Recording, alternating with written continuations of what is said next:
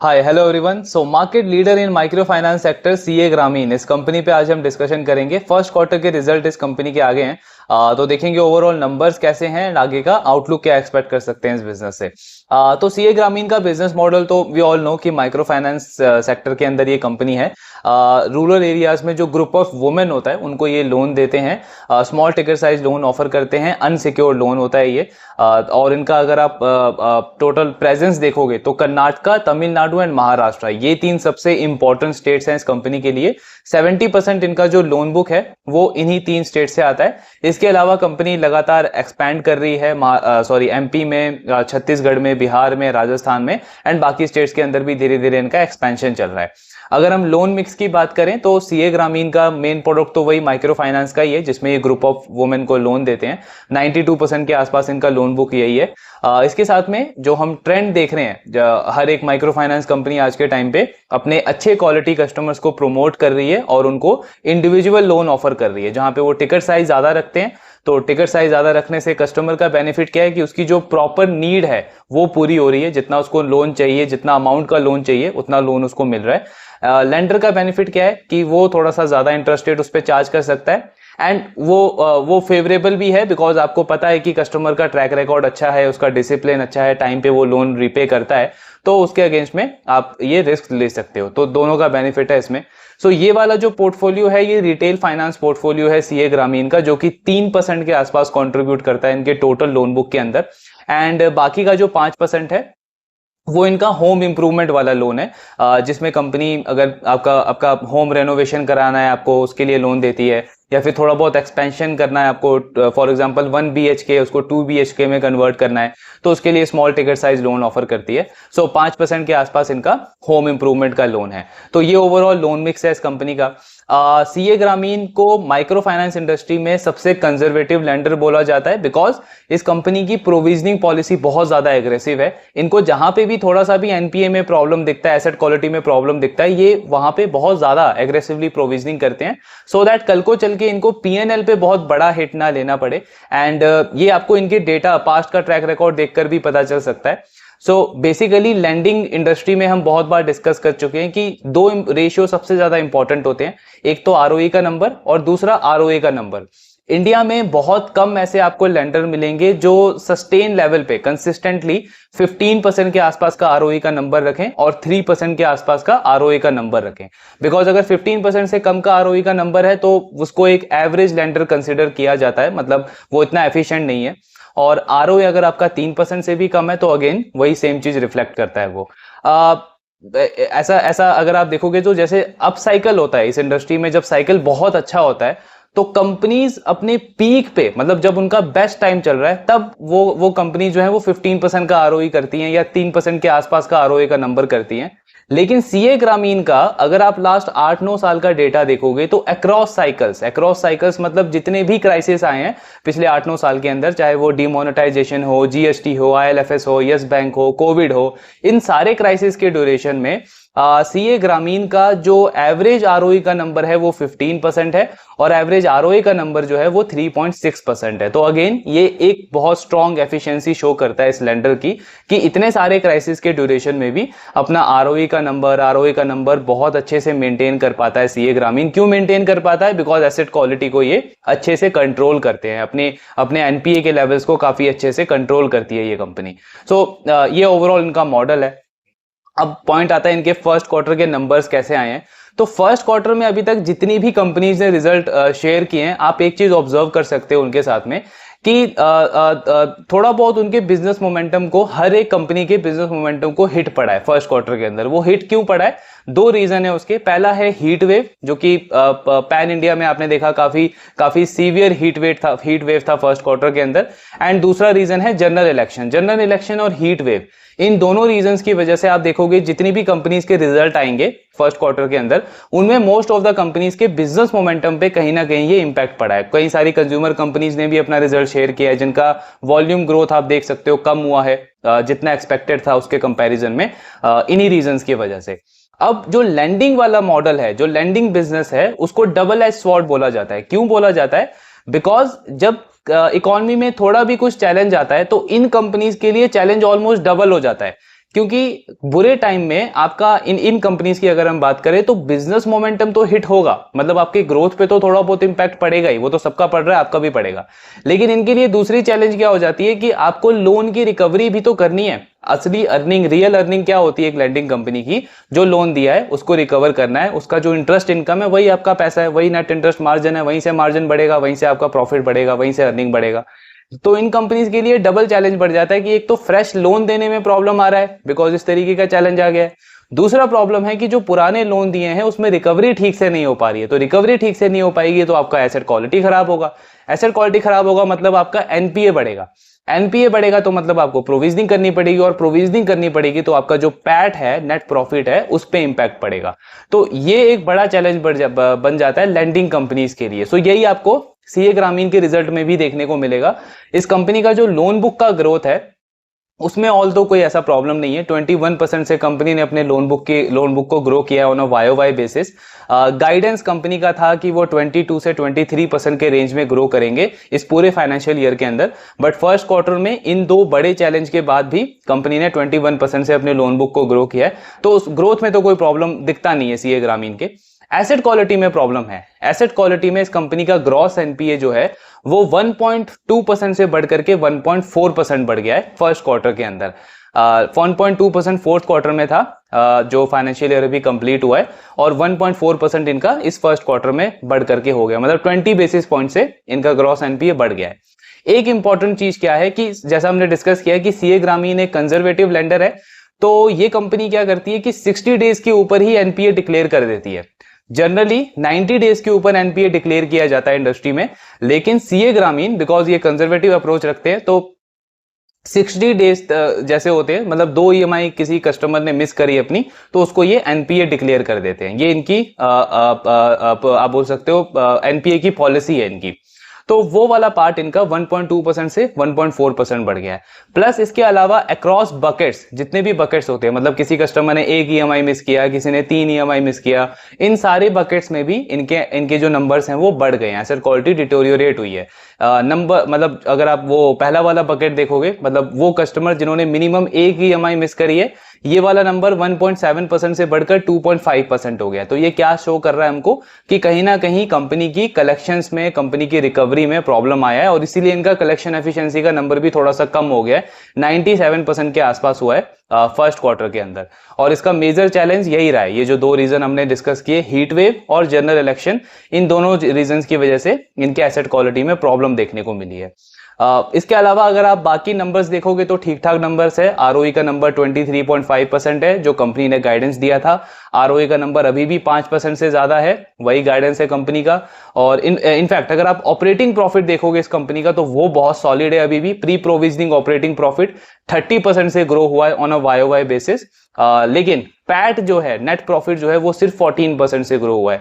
क्यों? Because pre provisioning operating profit और net profit के बीच में जो प्रोविजनिंग का नंबर है वो इस कंपनी के लिए डबल से भी ज्यादा हो गया, 128% से बढ़ गया है। क्योंकि ये कंपनी काफी एग्रेसिवली प्रोविजनिंग करती है, इनको जहां पे भी थोड़ा प्रॉब्लम दिखता है एसेट क्वालिटी में तो वो एग्रेसिव प्रोविजनिंग इन्होंने करा, जिसकी वजह से इनका प्रॉफिट ग्रोथ जो है वो सिर्फ 14% ही हो पाया इस फर्स्ट क्वार्टर के अंदर।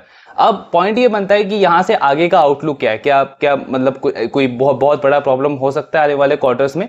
तो इनका कल कॉन कॉल हुआ था, तो उसका जो मेजर हाईलाइट है अगर वो हम डिस्कस करें, obviously detail con call analysis करेंगे इस कंपनी का हम, बट जो मेजर हाईलाइट है इस पर्टिकुलर टॉपिक को लेकर के, तो मैनेजमेंट का ये कहना है कि ये मतलब सस्टेन नहीं रहने वाला है। मतलब ऐसा नहीं है कि आने वाले क्वार्टर्स में भी आप देखोगे कि इसी तरीके का एसेट क्वालिटी खराब होता जाएगा।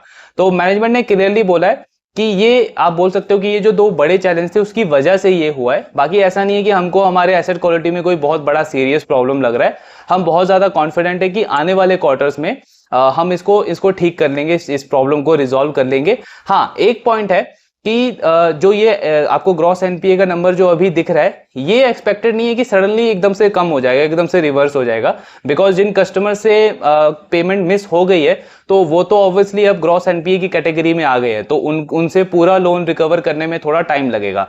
कंपनी कह रही है, बट जो आपको नंबर देखने को मिला है, जो नंबर ऑफ कस्टमर जिन्होंने अपनी पहली ईएमआई मिस कर दी है, जो कि 1.7% से सीधे 2.5% हो गया है, तो सीए ग्रामीण बोल रहा है उस वाले बकेट को हम कंट्रोल कर लेंगे काफी अच्छे से। मतलब बहुत कम ऐसे कस्टमर होंगे जो अपनी पहली ईएमआई मिस करेंगे, क्योंकि हम उनसे अब रिकवरी कर सकते हैं, बिकॉज वो इलेक्शन वाला टाइम हो गया है, हीट वेव भी अब काफी ज्यादा अब कम हो चुकी है, तो उस चीज को हम रिजॉल्व कर लेंगे। एंड इससे हम ये एक्सपेक्ट नहीं कर रहे हैं कि एसेट क्वालिटी हमारी बहुत ज्यादा खराब होने वाली है। मतलब आने वाले क्वार्टर्स में अपने एसेट क्वालिटी को लेकर के कंपनी ओवरऑल काफी ज्यादा कॉन्फिडेंट है।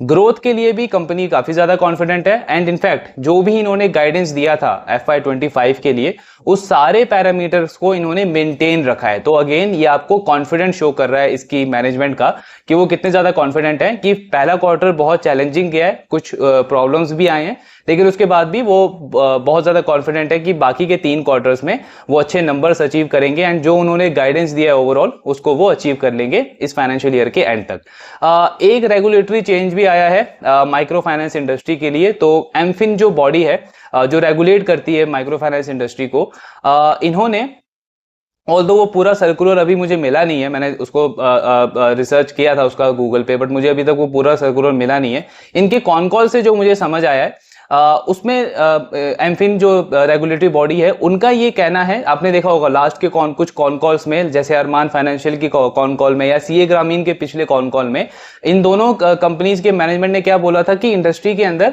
ओवर लेवरेजिंग हो रही है। मतलब कस्टमर को, बहुत सारी माइक्रो फाइनेंस कंपनीज हैं जो एक ही कस्टमर को बहुत ज्यादा लोन दे रही है, तो एक्सपोजर बढ़ता जा रहा है। उसको देखते हुए रेगुलेटरी ने क्या किया है, एक रेगुलेशन लाया है कि वो कस्टमर, मतलब आप उन्हीं कस्टमर को लोन दे सकते हो जिनका exposure maximum 4 micro finance companies तक है। मतलब अगर किसी कस्टमर को 5 या 6 माइक्रो फाइनेंस कंपनीज लोन दे रही है, तो आप उसको फ्रेश लोन ऑफर नहीं कर सकते, उस कस्टमर को आपको लोन देना बंद करना पड़ेगा। दूसरा लॉ क्या है कि अगर पर कस्टमर एक्सपोजर जो है वो 2 लाख से ज्यादा नहीं होना चाहिए। सपोज एक कस्टमर है, एक बोरोअर है, उसने 3-4 कंपनी से लोन दिया है, लेकिन उसका टोटल एक्सपोजर 2 लाख से ज्यादा हो रहा है, तो उस कस्टमर को भी आप फ्रेश लोन आगे नहीं दे सकते। तो ये 2 रेगुलेशन एमफिन ने अभी पास किए हैं। सीए ग्रामीण कह रहा है कि इससे हमारे बिजनेस पे बहुत ज्यादा इंपैक्ट नहीं पड़ेगा, बिकॉज इसमें से ये जो 2 लाख वाला जो क्लॉज है ये हम ऑलरेडी फॉलो कर रहे हैं, और जो दूसरा क्लॉज है उसके लिए हमें ये करना पड़ेगा कि हमें नए कस्टमर एक्विजिशन पे ज्यादा फोकस करना पड़ेगा। मतलब यूनिक कस्टमर ज्यादा लाने पड़ेंगे, न्यू टू क्रेडिट कस्टमर हमें ज्यादा लाने पड़ेंगे, और वो हम कर लेंगे, उसके लिए हम कॉन्फिडेंट है। और वो हमको इनके गाइडेंस से भी पता चलता है, जब मैनेजमेंट बोल रही है कि जो हमने गाइडेंस दिया है वो हम अचीव कर लेंगे, तो अगेन वो कॉन्फिडेंस शो करता है कि इस चीज को भी कंपनी मैनेज कर लेगी। अब ये रेगुलेटरी लाना भी जरूरी था, बिकॉज आप अगर सिंपली सोचो, लेंडर के पॉइंट ऑफ व्यू से तो ऑब्वियसली रिस्क है कि अभी तो साइकिल अच्छा चल रहा है, तो आप ग्रीड के अंदर बहुत ज्यादा लोन देते जा रहे हो हर एक कस्टमर को, तो वो पॉइंट तो है। लेकिन लेंडर के पॉइंट ऑफ व्यू से तो रिस्क है ऑब्वियसली, जब साइकिल टर्न होगा तो उनका प्रॉफिटेबिलिटी बहुत नेगेटिव हो जाएगा। लेकिन अगर आप बोरोअर के पॉइंट ऑफ व्यू से भी सोचो तो उनके लिए भी बहुत बड़ा रिस्क हो जाता है ये, क्योंकि ये अनऑर्गेनाइज सेक्टर है, इनकी इनकम जो है वो स्टेबल नहीं होती है। इसमें मतलब कुछ भी अगर ऐसा प्रॉब्लम आता है इकोनॉमी में, तो इनकी इनकम पे सबसे पहले इंपैक्ट पड़ता है। तो अगर ऐसे में इनका एक्सपोजर इतना ज्यादा बढ़ जाएगा, मतलब अगर इनका टोटल जो डेट है वो 2.5 लाख, 3 लाख, 5 लाख तक चला जाएगा, 5-5, 6-6 कंपनी से अगर इन्होंने लोन लिया होगा, तो ऐसे सिचुएशन में बहुत बड़ा प्रेशर आ जाता है बोरोअर के ऊपर। और हमने पास्ट में ऐसे बहुत सारे केसेस देखे हैं जहां पे अनफॉर्चुनेटली कुछ बुरे इंसिडेंट होते हैं ऐसे बोरोअर्स के साथ में। तो उसको कंट्रोल करने के लिए ये रेगुलेशन पास किया गया है, जो कि अच्छा है, जिससे ओवरऑल आप देख सकते हो कि हर एक लेंडर जो है वो अब क्वालिटी बोरोअर के ऊपर फोकस करेगा। तो इन अ वे आप बोल सकते हो कि शॉर्ट टर्म में जरूर इससे भी इंपैक्ट पड़ सकता है ग्रोथ पे कुछ कंपनीज के, but long term, medium term में अगर हम देखें तो ये एक अच्छा डिसीजन है रेगुलेटरी की तरफ से। और सीए ग्रामीण क्लियरली बोल रहा है कि इससे हमारे बिजनेस पे बहुत ज्यादा इंपैक्ट नहीं पड़ेगा, हमें बस नए कस्टमर एक्विजिशन पे फोकस करना पड़ेगा, और वो हम कर लेंगे।